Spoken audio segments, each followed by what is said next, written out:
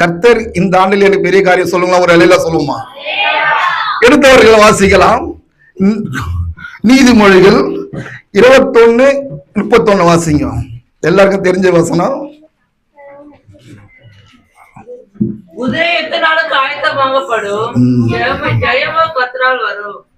அப்போ சகோதரிங்க இடத்துல ஒருத்தர் வாசிங்க பார்க்கலாம். குதிரை இத்தனை நாளுக்கு அவருடைய கண்களை மூடுமா? பரிசுத்த பிதாவே, குமாரனாக இயேசு கிறிஸ்துவின் நாமத்தினால இதோ காலையில் ஆதாரத்தை தேடி ஆண்டவரே வந்திருக்கிறோம். நீர் பேசும் நாங்க கேட்கிறோம். பேசுவது நீர் அல்லவா? எங்கே வந்து அமர்ந்து கொண்டு ஏதோ தேவைக்கு அமர்ந்து கொண்டு இருக்கிறோம். நீர் பேசும் போது எங்களுக்கு நன்மைகளும் கிருபைகளும் அந்த ஜீவத்தை ஊட்டி கொண்டு இருப்பீர்.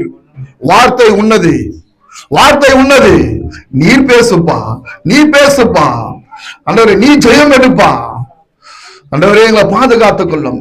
கொடுக்க போற வார்த்தையில ஆண்டவரே எங்கள் நாவை தொட்டு பேசுவி, காத்துக்கொள்ள பெரிய காலம் எங்களை தாழ்த்து ஒப்புடுவோம். இயேசுவி நாமத்தில் ஜெபிக்கிறோம் நல்ல பிதா. வாசிங்க. குதிரை இந்த நாளுக்கு ஆயத்தம் ஆக்கப்படும், ஜெயமா. அதுல முதல் பேர் குதிரை இந்த நாளுக்கு ஆயத்தமா சொல்ல ஆயத்தமாக்கப்படும். அப்ப நீங்களே நானும் ஆயத்தமானும் இந்த ஆண்டுல ஆயத்தமாக்கப்பட்டமா ஜெயம் எங்கிருந்து வரணுமா? தானே அங்கிருந்து வந்துடும். அப்போ நம்ம என்ன செய்யணும்னா, குதிரை இத்தனை நாளுக்கு ஆயத்தம் பண்ணணும்.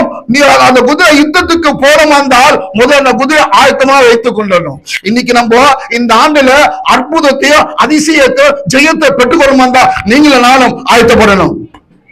அல்லேலூயா. நீங்களும் நானும் ஆயத்தப்படணும். ஆனா ஆயத்தப்பட்டுட்டேன் நான் படாத ஆயத்தமா?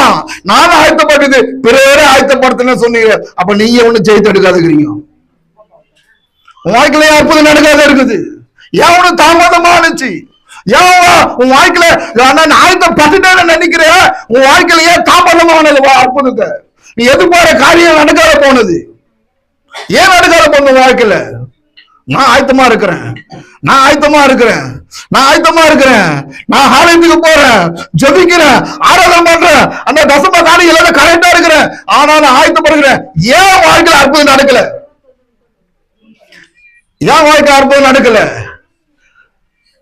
உனக்கு நீ ஆயத்தப்பட்டுட்ட. கர்த்தருக்கு உன்னை நீ ஆயத்தப்படணும்.